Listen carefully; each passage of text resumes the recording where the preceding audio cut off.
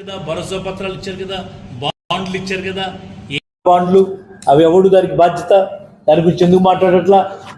అంటే ఆ రోజు ఓట్ల కోసం మీరు చేసినటువంటి బాండ్ల ప్రక్రియ ఆ రకంగా ఓట్లు ఎంచుకొని ప్రజల్ని మభ్యపెట్టి మోసం చేసి వెన్నుపోటు పొడవటం కాదా అని అడుగుతా ఉన్నాం కూటమి ప్రభుత్వ పెద్దలని.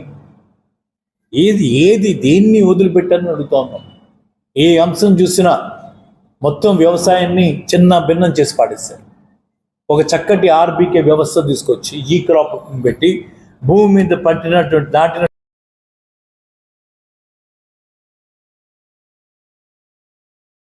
ప్రభుత్వమే దాదాపు 700 కోట్ల చిల్లర బీమా కట్టి ఏ రైతుకి ఇబ్బంది లేకుండా ఈ క్రాప్ బుకింగ్ చేసి ప్రతి వాళ్ళకి మరి సాయం చేసినటువంటి ఆ రోజు ఎక్కడ నువ్వు 20,000 రూపాయలు ఇస్తా అన్నప్పుడు పరిస్థితి నుంచి ఎక్కడ నువ్వు 20,000 రూపాయలు ఇచ్చావు? ఎప్పుడు ఇస్తావు?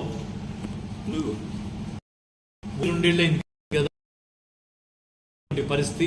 మరి ఇవన్నీ కూడా దొంగ మాటలు కాదా? ఇవన్నీ వెనుపోటు పొడిచినట్టు కాదా? ఏ కదా మేము అంటా ఉంది వెనుపోటు పొడిచామని చెప్పి చెప్తా ఉంది. మహిళలకి 3 గ్యాస్ సిలిండర్లు అన్నావు. మరి ఆ 3 గ్యాస్ సిలిండర్లు ఎక్కడి నుంచి వస్తున్నాయి? ఎప్పుడు ఇచ్చావు? ఇప్పటికి ఎన్ని సిలిండర్లు ఇచ్చావు? ఎంతమందికి ఇచ్చావు? ఆ రకంగా ఎంతమందిని మొప్ప పెట్టావు?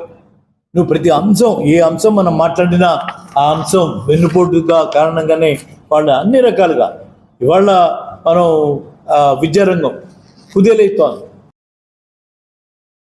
లేదు, వేల కోట్ల రూపాయలు కాలేజీలకు పెండింగ్ పడితే ఆఫీసరు వెళ్ళి పర్యవేక్షణ చేసేటువంటి ధైర్యం కూడా ఆఫీసర్కి లేదు. వెళ్తే నువ్వు ఇస్తున్నటువంటి ఫీజు రింబర్స్మెంట్ గురించి అడుగుతారని అధికారులు అసలు విద్యా సంస్థలకు వెళ్ళడమే మానేస్తారు. విద్యార్థులకి హాల్ టికెట్లు ఇవ్వాలంటే మొత్తం బాకీ వసూలు చేసుకుని హాల్ టికెట్లు ఇచ్చి పరీక్షలు రాయిస్తున్నారు. అడిగేది ఎవడికి చేస్తున్నారు? మీరు చెప్పింది ఏంటి? జరుగుతూ ఉంది ఏంటి? ఇది వెన్నుపోటు పొడిచినట్టు కాదా అని అడుగుతా ఉన్నాను. విద్యా రంగాన్ని కుదేలు చేసావు.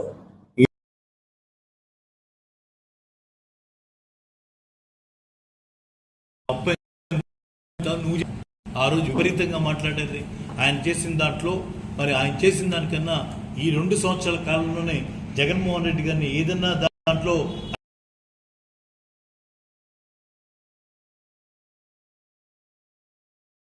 అప్పు చేసినటువంటి అప్పుని ఏం చేస్తారని అడిగి ఎక్కడ కూడా ఒక బాధ్యత లేదు.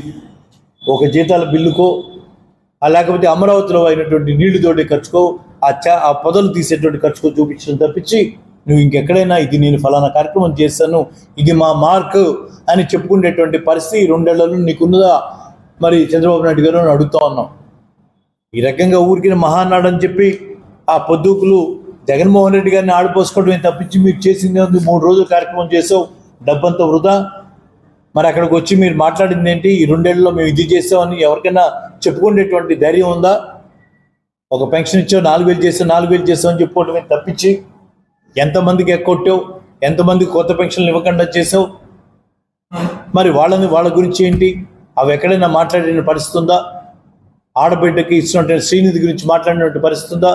డ్వాక్రా రంగం కుదేలైపోయింది. ఎవరి చేతిలో ₹1 లేదు. ఆ రోజు జగన్మోహన్ రెడ్డి గారి టైంలో డీబీటీ ద్వారా అంతమందికి అన్ని రకాల పథకాలు ఇస్తేనే మరి 3 లక్షల కోట్లు అప్పు చేస్తే నువ్వు మరి 2 ఏళ్లలో నువ్వు చేసింది ఏం లేదే. నువ్వు చేసింది చూస్తే దాన్ని మించి అప్పు చేస్తావు కదా. మరి ఎవరు దీనికి ఒక బాధ్యత గల ప్రభుత్వం ఎవరు ఇచ్చారు? జగన్మోహన్ రెడ్డి గారు కాదా? ఇది మేము ప్రశ్నిస్తూ ఉన్నాం. ఖచ్చితంగా బాబు షూరిటీ మోసం గ్యారంటీ అని ఆ రోజు మనం మాట్లాడాం. బాబు గారు ఎప్పుడు ఇట్లాగే ఉంటారు. బాబు గారు ఎప్పుడు నమ్మబలుగుతారు. ఆయనకున్నటువంటి ఎల్లో మీడియా ద్వారా ప్రజల్ని పదే మోసం చేస్తారు. ఆ మోసం చేస్తారని చెప్పాం. కొంతమంది అమాయకంగా, అందరూ కాదు, కొంతమంది అమాయకంగా వాళ్ళ మాటల్లో పడ్డారు.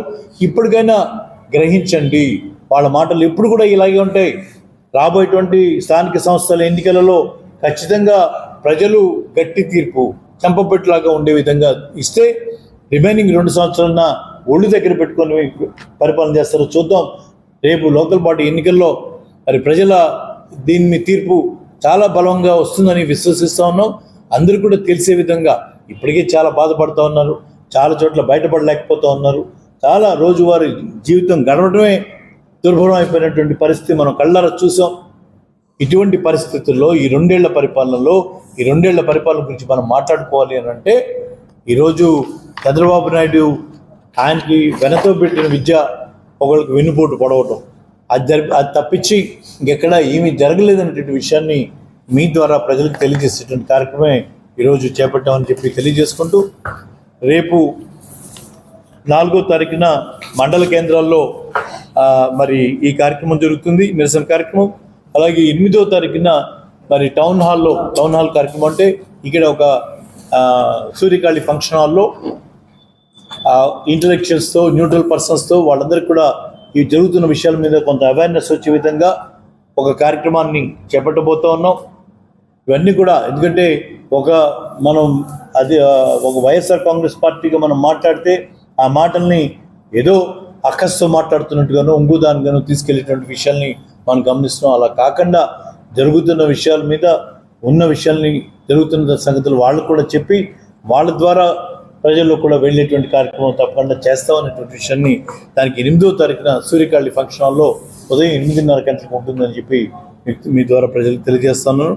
అలాగే 12వ తారీఖున మరి నియోజకవర్గం మొత్తం అంతా కలిసి మరి పార్టీ ఆఫీస్ నుంచి నిరసన తెలియజేసేటువంటి కార్యక్రమం, బ్లాక్ బ్యాడ్జెస్ పెట్టుకునేటువంటి కార్యక్రమం, ప్రజలకు జరిగిన మోసాన్ని గుర్తు చేసేటువంటి కార్యక్రమం, ప్రజలకు ఏ రకంగా వెన్నుపోటు పొడిచేయడం తెలియజేసేటువంటి కార్యక్రమం 12వ తారీఖున పెద్ద ఎత్తున బాపట్లో మన రథం బజార్లో ఉన్నటువంటి వైఎస్ఆర్ కాంగ్రెస్ పార్టీ ఆఫీస్ నుంచి ఆ కార్యక్రమం నిర్వహించబడుతుంది.